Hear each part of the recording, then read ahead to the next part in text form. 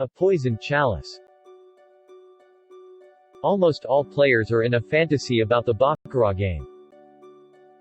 In addition, some of them think that this game is like the goose that lays the golden eggs.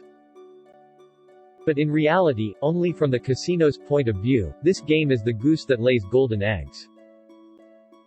And to players, it's just a poisoned chalice. Am I being too pessimistic?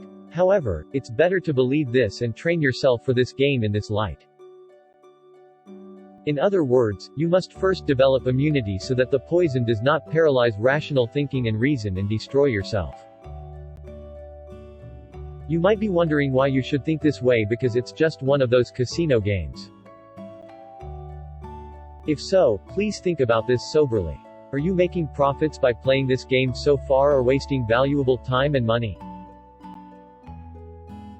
There is one thing I can say with the most confidence. The effort and time it takes to master this game will allow you to succeed in other fields.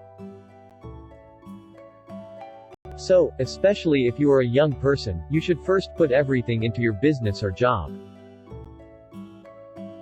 And when you solidify your economic and social foundation, then think again about whether you're eager to master this game or not.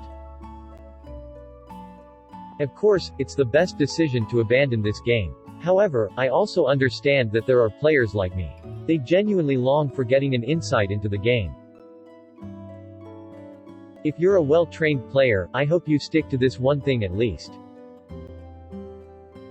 Never raise your bet amount if you are in a situation of losing bankroll.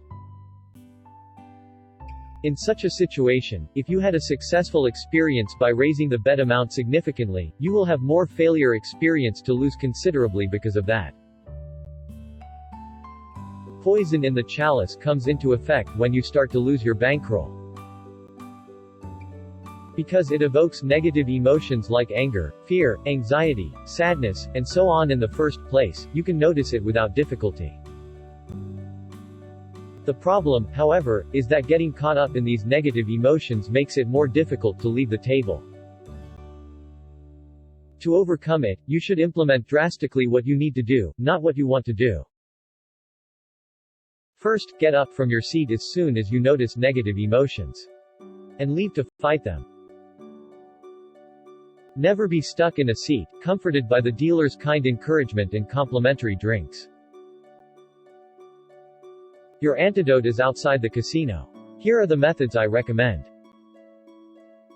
Taking a stroll around the casino. Sitting on a bench listening to music. Saying hello to people close to you by phone. Having a cup of coffee at your favorite cafe. There may be other more methods that work best for you. Most importantly, you should not return to the casino until the remaining negative emotions are completely gone. It's not as easy as it sounds. But I assure you that this works very well to avoid heavy losses. Subscription and like may be the first step you take to overcome your limitations on your own. Thank you.